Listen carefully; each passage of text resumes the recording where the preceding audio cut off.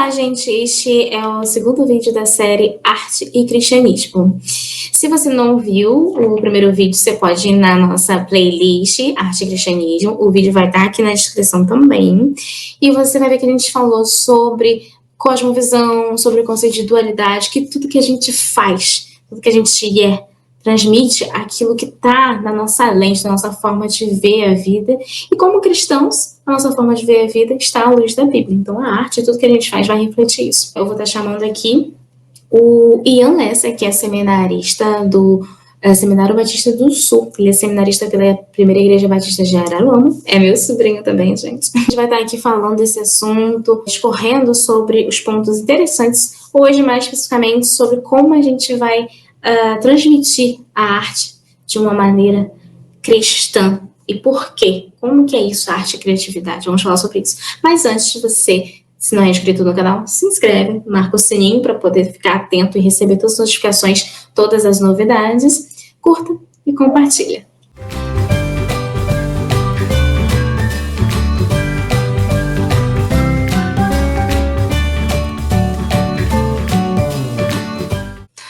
Oi, estamos aqui mais uma vez, te agradecendo de novo por estar aqui, cedendo o seu tempo, que eu sei que é precioso de estudante universitário aí que come livros e mais livros. Gente, vocês virem cada grossura dos livros que ele lê, realmente. Apesar da queda do pecado, o ser humano tem em si, todos nós temos a essência de Deus e temos essa coisa nata de criar.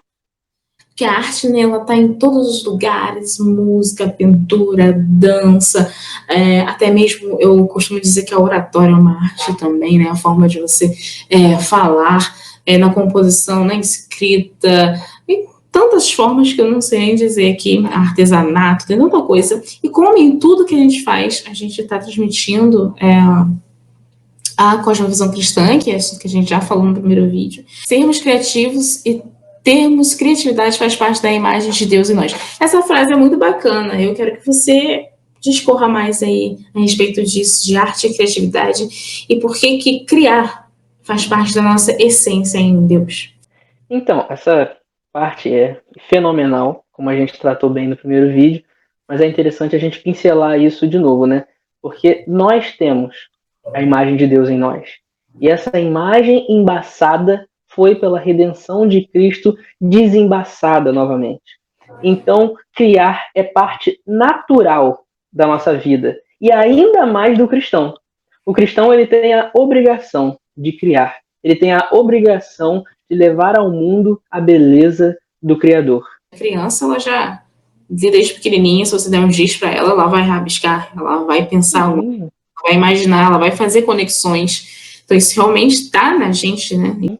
É quando você está na sua casa, quando você organiza seus móveis de uma certa forma e você acha que aquela cor combina com aquela cor, e aquela camisa tem que ser com aquela calça, e aquele quadro tem que ser daquela forma. Tudo isso é o seu ser artístico, que faz parte do seu ser inteiro, que está agindo. Então, como que a gente pode adorar a Deus, glorificar a Deus e também manifestar a glória de Deus através da arte, com arte?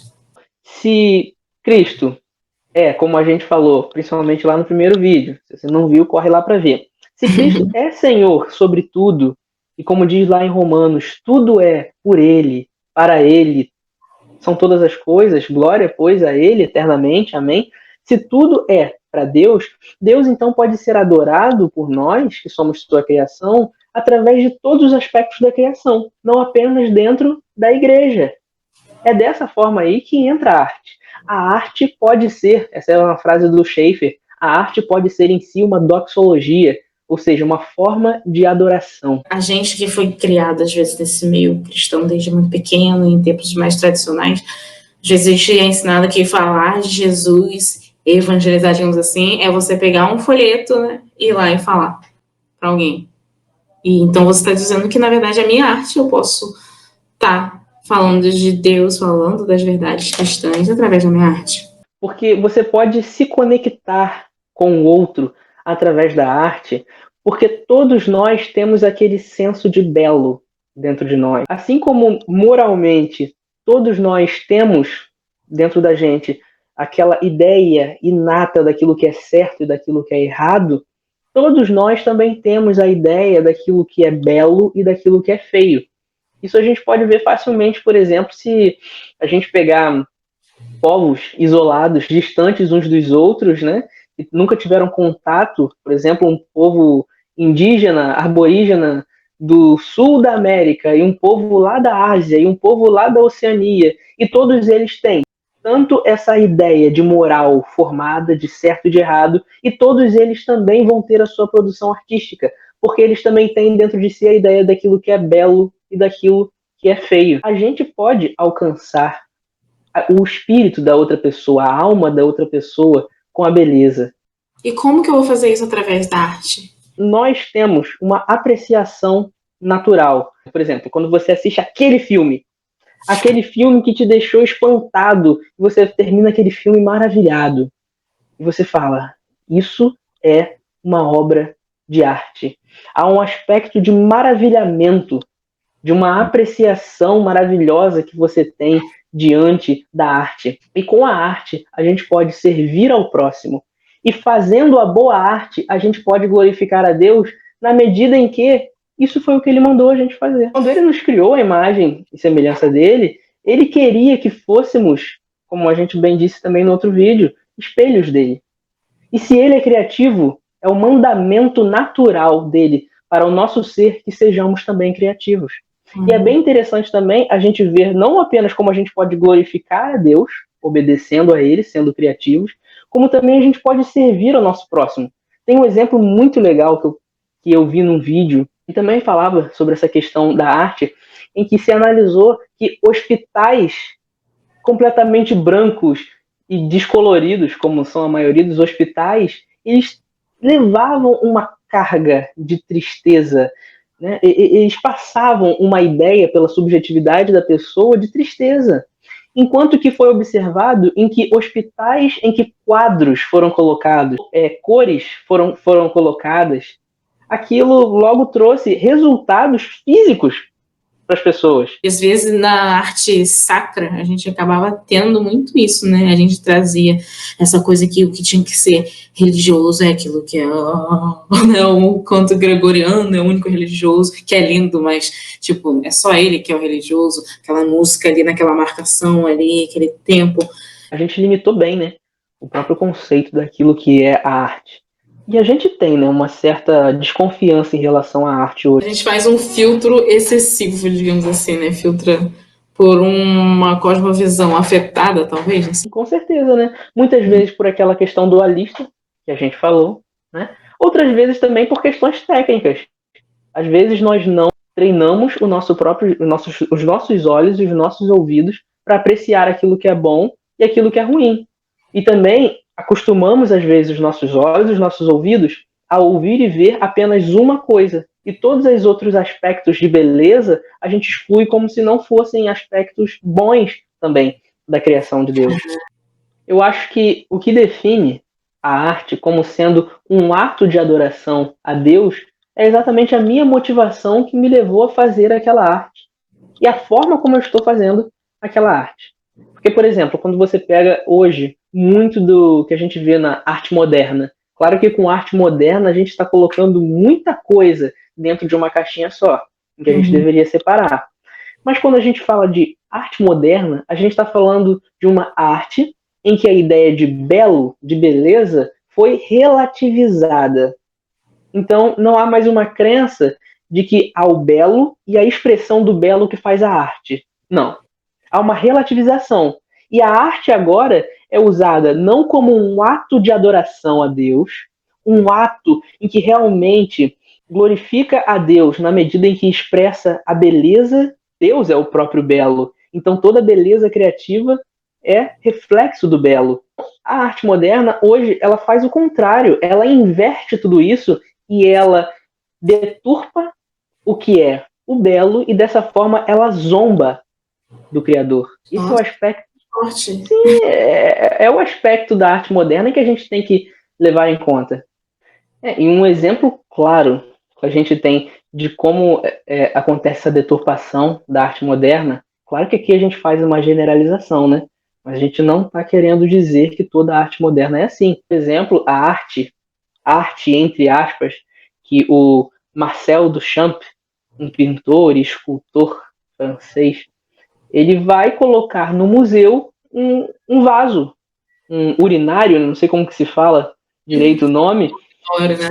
Eu não sei, mas ele vai colocar lá aquele vaso e ele vai dizer que aquilo é arte. Outros exemplos também a gente pode pegar e observar em tantas áreas, por exemplo, arquitetura. Arquitetura que antes era valorizada como algo tão detalhista para que dessa forma o belo pudesse ser visto. Quando, por exemplo, você pega uma catedral gótica e você vê aquelas pontas afiadas, aqueles gárgulas, aquelas coisas, você olha para aquilo e você fica sem ar. Você tem uma experiência do belo, você tem uma experiência estética naquele momento. E hoje você vai, por exemplo, para universidades no Brasil, com raras exceções. As universidades são um bando de caixotes, um utilitarismo, né? Um pragmatismo que acabou com a arte. Essa é uma das questões, né, que eu gostaria de falar sobre os aspectos que levaram a arte a se deturpar dessa forma. O primeiro aspecto que eu poderia falar é sobre a questão do racionalismo. Quando o racionalismo veio com essa ideia que eu falei, né, do utilitarismo ou do pragmatismo, não, as coisas são boas na medida em que elas funcionam. Ou numa mentalidade mais burguesa, as coisas são boas na medida em que dão dinheiro, que dão retorno. Essa é a ideia que permeou a nossa modernidade. Essa é a ideia que permeou pós-revolução científica, pós-iluminismo, como a gente faz, pós-revolução industrial, né? Como a gente faz, como a gente pensa a nossa sociedade. Então, esse racionalismo de que funciona, tá certo, não funciona, desnecessário. Esse racionalismo, esse cientificismo desnecessário e completamente preto e branco esvazia completamente a ideia de beleza. Vem aquela frase, né? Nossa, pra que tudo isso, né? Que às vezes a gente olha para uma arte que a gente não entende, que é bela, e a gente fala, pra que tudo isso? Não tá servindo pra nada. Você se desencanta com o belo. Não há mais importância para a beleza em nossas vidas. E aí você percebe o quanto que nós, seres modernos ou pós-modernos, né, para outros sociólogos, filósofos, antropólogos e tudo mais, nós somos seres tão esvaziados, tão vazios. A estética está esvaziada, a ética estava esvaziada. Todos os aspectos da nossa existência começam então na modernidade a se esvaziar, em nome de um racionalismo, em nome de um pragmatismo. Você falou lá no início, né? Que então glorificar a Deus começaria talvez por essa pergunta, né? Por que eu faço arte? Por que eu estou fazendo para quê, né? E aí eu acho que entra no que você está falando, né? Vai encher de significado o que eu estou fazendo. E outra questão também, que mudou o nosso pensamento moderno, eu gostaria de trazer, além do racionalismo, é também o marxismo, né? Para Marx e para os seus seguidores, principalmente para os seus seguidores, a arte era vista como um meio que carrega uma ideologia e que faz uma crítica social. Então você percebe no marxismo em que a ideia de uma beleza pela beleza, de uma arte, pela beleza da arte, é também esvaziada em nome de uma ideologia, em nome de uma crítica social que eu devo estar sempre fazendo. E, por exemplo, na arte hoje é difícil você ver uma produção que simplesmente, às vezes, não tem um porquê de crítica social. Na verdade, hoje tudo tem que criticar.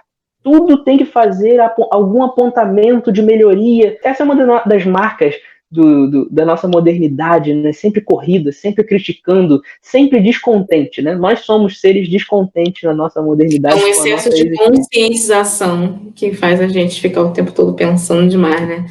E por outro lado, acho que eu diria até que é um outro extremo, é o que Freud vai falar a respeito da arte.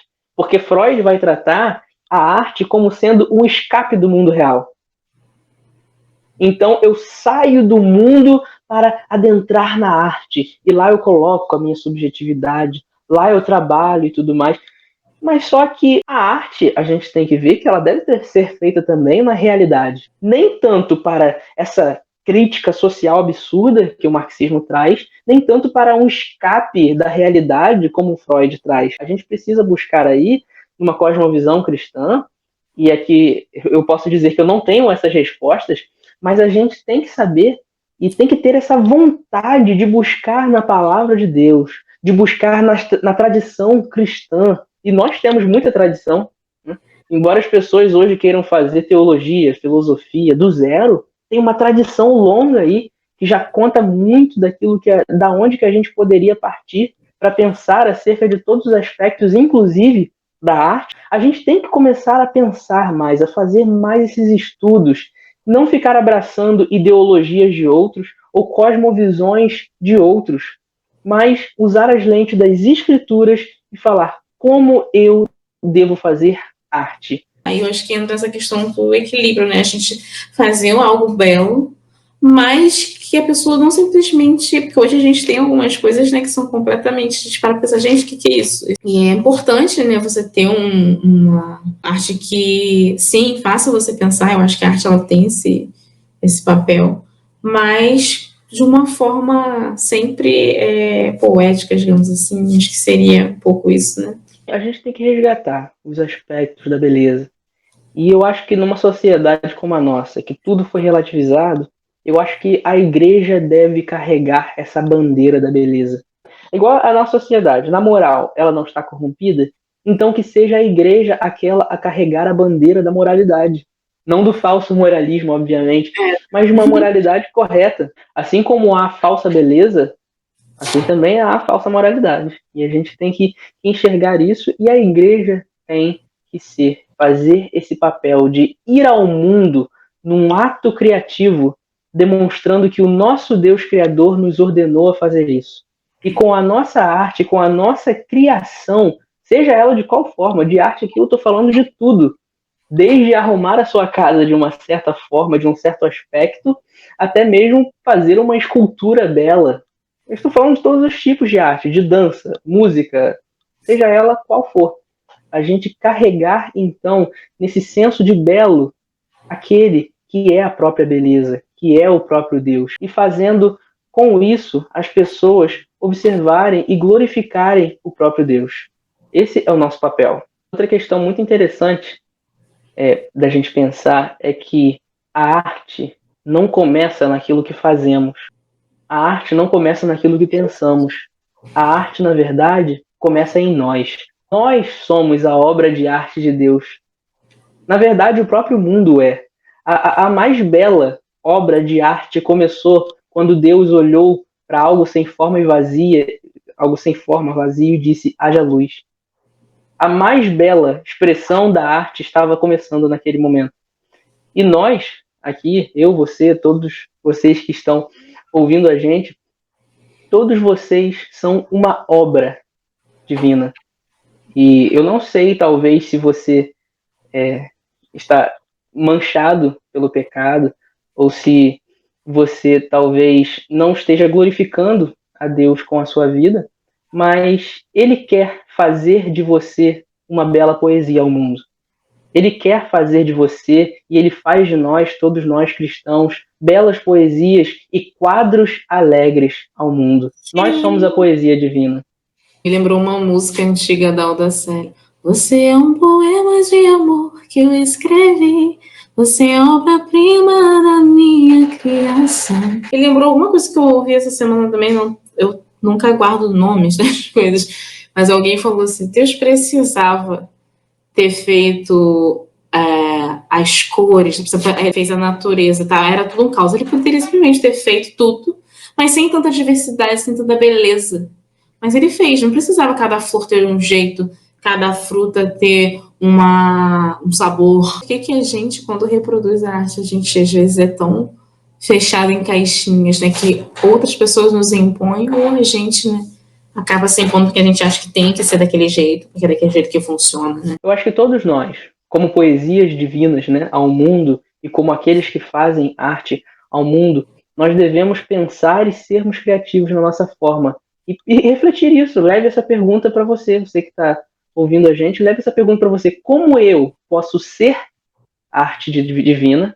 e como eu posso, de forma criativa, eu não vou dizer para você a forma como você vai levar a arte ao mundo, a forma como você vai glorificar a Deus ou servir ao próximo com a arte. Mas eu sei que por isso já está em você, pela imagem de Deus, e por o Deus que te redimiu, também te limpando e te guiando a ser quem você nasceu para ser, vai te dizer como você pode se utilizar da arte para glorificar a Deus e para servir ao próximo, de forma às vezes que o vizinho não fez, em que alguém da sua cidade não fez, mas você, em oração a Deus, viu que aquela era uma boa forma de expressar a glória de Deus, a beleza de Deus. Aí entra a questão, né? A gente não pode menosprezar a arte, né? A gente tem que analisar e criticar, mas não menosprezar. Às vezes a gente também acha que o que a gente faz não é importante, mas você falou, a gente é parte de um corpo, a gente é parte de um todo, e tudo que a gente fizer pode, de alguma forma,